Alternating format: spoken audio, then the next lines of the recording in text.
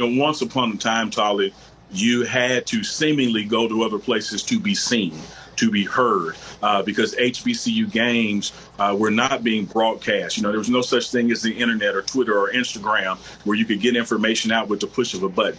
But now, with all those social media feeds and games being showed on schools' networks and even ESPN various platforms when that opportunity comes, metrics are a push of a button away. Game footage, huddle accounts are a push of a button away.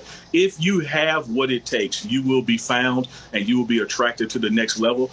And you can get there from HBCUs. You can get there from Jackson State University. You can get there from having a coach like Deion Sanders. And that's the part that the Nick Sabans, through this soft bigotry of low expectations, through this white privilege, if you will, they don't connect the dots and understand that there's a new youth movement out there amongst our young African-American student athletes that they realize, hey, Alabama can't make me a pro. I'm making money for Alabama. I can go anywhere and become a pro. So why not do it from the platform of my own people under the tutelage of a Deion Sanders and the staff that he has put together? If you want to play defense or D-line, who better to learn from than Dennis Thurman and Jeff Weeks? And having a head coach like Deion Sanders, you can't put money on the table to make somebody say, hey, well, I think hanging out with Nick Saban in Alabama is more valuable, so I'm not going to go to Jackson State. There's just a new era and it's a new day. And I think one thing that we have, in the words of Coach Bryant, is we have their attention, Tolly Carr.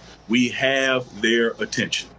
I was about to ask you, are they getting a little scared? Are we seeing something that's based out of a little bit of fear here? I believe so.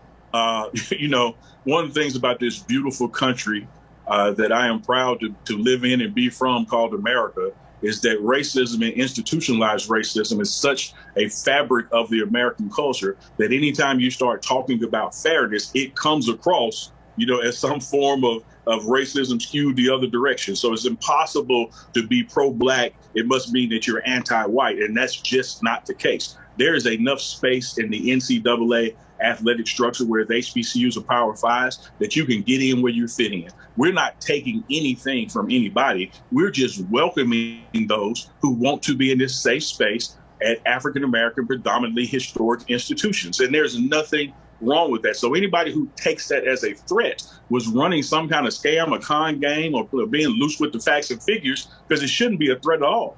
No more than Jackson State being threatened by a kid that wants to go to Ole Miss. That's his personal choice. But anytime you choose to do something for your people, now they want to complain. Now it must be something else nefarious going on behind the doors, because no way you would turn down a Power Five to go to an HBCU unless the bag is involved. And what I would challenge them, Tolly, is where the hell would we get the bag from?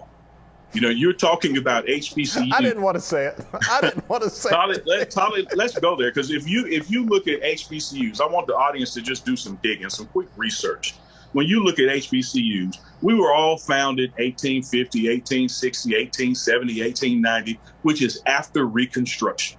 We are institutions set up when the government said, okay, it's post-slavery. Let's try to make something right. Let's try to be a little different. Let's set them some schools up over there. But from 1877 to about 1967, the only thing you could be was a preacher or a teacher. There's not too many millionaire preacher or teachers that can give back to a school and build a stadium. We are just now getting to where we have engineering schools and law schools, and some of us are developing medical schools and nursing programs where you can produce degrees that have high earning capacity and produce alumni that can give back at that level. We can't compete booster to booster with Texas A&M or Alabama. So when somebody comes to us, it ain't for the bag, it's for the love.